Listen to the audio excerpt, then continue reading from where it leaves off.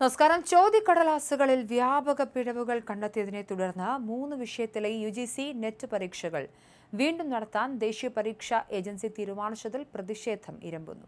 ജൂണിൽ നടന്ന 87 വിഷയങ്ങളിലെ പരീക്ഷകളിൽ ഇംഗ്ലീഷ്, കൊമേഴ്സ്, സോഷ്യോളജി എന്നിവയാണ് വീണ്ടും നടത്തുക. ചോദ്യചോർച്ചയെ തുടർന്ന് നീറ്റ് പരീക്ഷ റദ്ദാക്കി വീണ്ടും നടത്തിയതിനു പിന്നാലെ നെറ്റിലും അത് വേണ്ടിവന്നത് NTA വലിയ പ്രഹരമാണ് ഏൽപ്പിച്ചത്.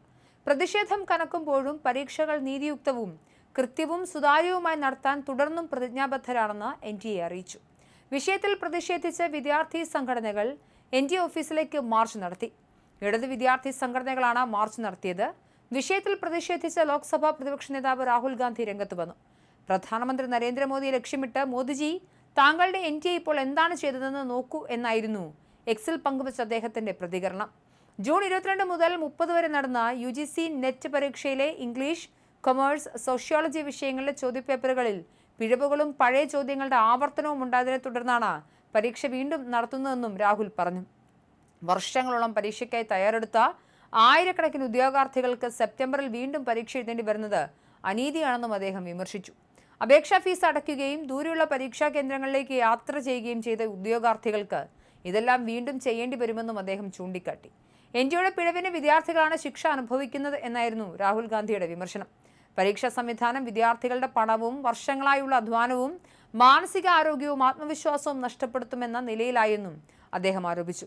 പരീക്ഷാ സംവിധാനത്തിലെ വീഴ്ചകൾക്ക് NTA ഉത്തരവാദിത്തം ഏറ്റെടുക്കുന്നില്ലെന്നും അദ്ദേഹം കുറ്റപ്പെടുത്തി. പരീക്ഷയ്ക്ക് മുൻപ് ചോദ്യപേപ്പറുകൾ ചോർന്നിരുന്നു എന്ന കാര്യത്തിലും NTA വ്യക്തത നൽകണമെന്നും രാഹുൽ ഗാന്ധി ആവശ്യപ്പെട്ടു.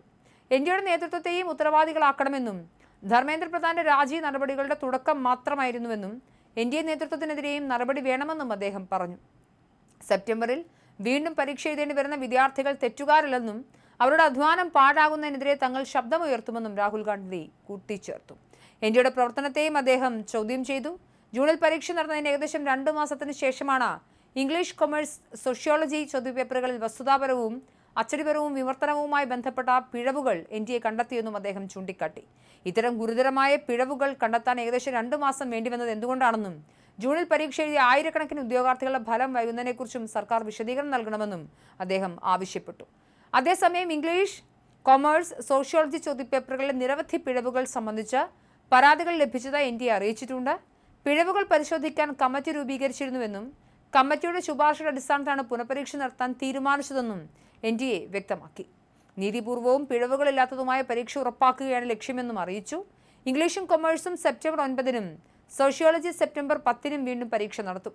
പുനഃപരീക്ഷയ്ക്ക് ഉദ്യോഗാർത്ഥികളിൽ നിന്നും അധിക ഫീസ് ഈടാക്കില്ലെന്നും NTA പറഞ്ഞു. മറ്റ് 84 വിഷയങ്ങളുടെ ഫലം നിശ്ചയിച്ച പ്രകാരം പ്രഖ്യാപിക്കുമെന്നും സീറ്റ് അനുവദിക്കുന്നതിൽ കുറവ് വരുത്തില്ലെന്നും NTA അറിയിച്ചിട്ടുണ്ട്.